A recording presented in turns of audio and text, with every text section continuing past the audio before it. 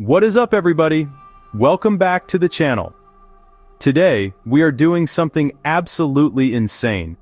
I'm taking you on a wild ride to the 7 scariest, most haunted places on the entire planet. We're talking about places that will give you goosebumps on your goosebumps. We're going to explore everything from a forest in Japan where people get lost forever to an island covered in creepy dolls. This is going to be the most intense travel guide you have ever seen, I promise you that. But listen, this video isn't just about getting spooked. We're not just chasing ghosts for views, although that would be crazy. We're also going to dive deep into the history and the culture behind these terrifying locations. Why are they so feared? What stories do the locals tell? We're going to learn what makes these places so significant to the people who live near them. It's a journey into fear, but also into understanding different parts of our world, which is super important. Before we jump out of this helicopter into our first location, I need you to do one simple thing for me.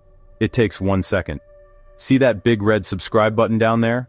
I need you to obliterate it. Click it right now, because you are not going to want to miss a single second of this adventure. We're spending a ridiculous amount of money to bring you this, so your support means the world. Alright, are you ready? Let's do this. Our first stop is one of the most infamous places in the entire world, Aokigahara Forest in Japan. You might know it by its other name, the Sea of Trees. We've just landed nearby. I can already tell you the vibe here is heavy. It's incredibly quiet, almost like the forest itself is holding its breath. The trees grow so densely that they block out almost all sunlight and sound, creating this bizarre, muffled silence that is genuinely unnerving. It's easy to see why people get disoriented in here. This forest is located at the base of Mount Fuji. The ground is made of hardened volcanic rock from an ancient eruption. That rock is full of magnetic iron. It messes with compasses. It messes with GPS. It even messes with your phone signal. People who come here often use tape or string to mark their path so they can find their way back. Culturally, Aokigahara has a deep and somber significance in Japan. We're not going any deeper. This place demands respect, not sensationalism. We are literally going underground in Paris, France. We are about to enter the catacombs, a massive underground tunnel network that holds the remains of over 6 million people. This isn't a graveyard. It's an entire city of the dead, right under one of the most beautiful cities in the world. It gets colder, damper. It smells of earth and stone. One of the most famous reads, "Stop, this is the Empire of the Dead." In the late 18th century, Parisian cemeteries were overflowing, so the city moved the bones underground into old limestone quarries. At the main ossuary, the bones are arranged into artistic, decorative patterns. Only a tiny part is open to the public. The rest is a forbidden, unmapped maze people have gotten lost in.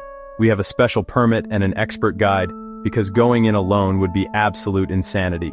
Every skull is a person who lived a life. Now they are part of this silent underground city. This isn't just a scary place, it's a profound monument beneath the City of Lights. We've chartered a boat in Venice, but we're heading to Poveglia Island, often called the most haunted island in the world. Our boat captain drops us off, and he leaves.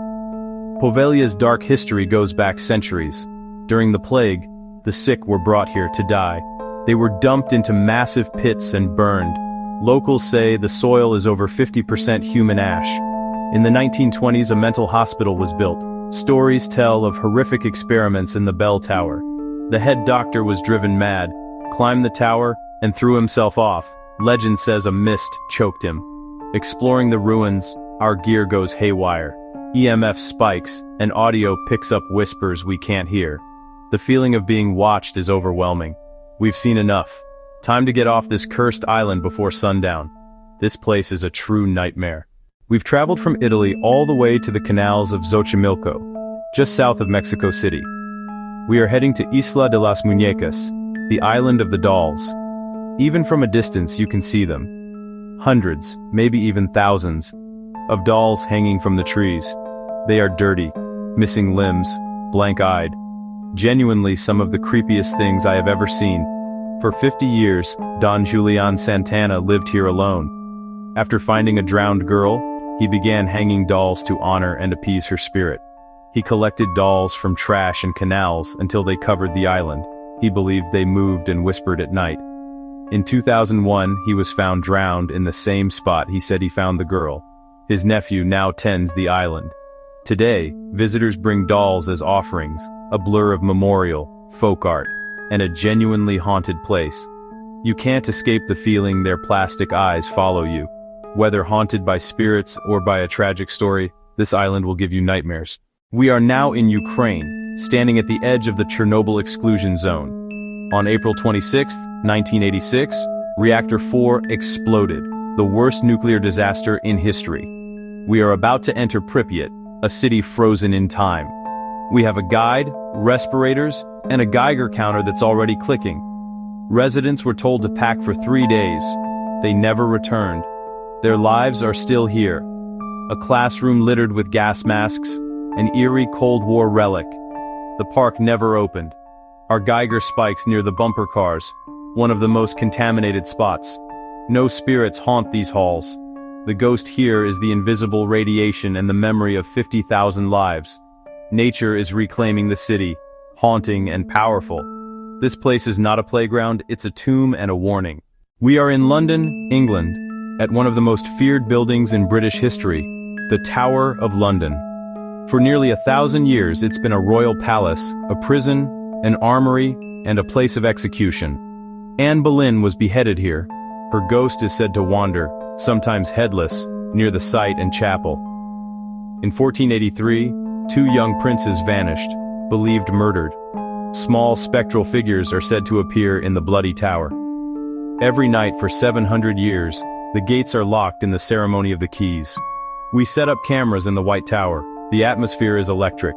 Some smell a strange perfume before seeing the White Lady, a mysterious presence. This fortress is a core part of British identity, royal power, intrigue, and brutal justice. Spending a night here is like sharing walls with England's past. Whether you see a ghost or not, you will not sleep easy inside these walls. For our final destination, we've come to Transylvania, famous for Dracula. Bram Stoker's 1897 legend drew from Vlad the Impaler, a brutal 15th century ruler and, to many Romanians, a defender. Bran Castle fits the novel's description. Spires, winding stairs, shadowed corridors. Local lore tells of strigoi, werewolves, and fairies. Myths woven into Romanian, Hungarian, and German heritage. Fortified churches and medieval streets feel unchanged for centuries. We have traveled across the globe, from silent forests to haunted castles, cursed islands, and a radioactive ghost city. Each terrifying place holds a unique story about its culture, its history, and its people. Which of these 7 places would you actually dare to visit? Catacombs, Island of the Dolls, or Chernobyl? Let me know in the comments. If you had fun, or you're too scared to sleep, make sure you're subscribed with notifications on. Thank you for joining me. Stay safe, and I'll see you in the next video.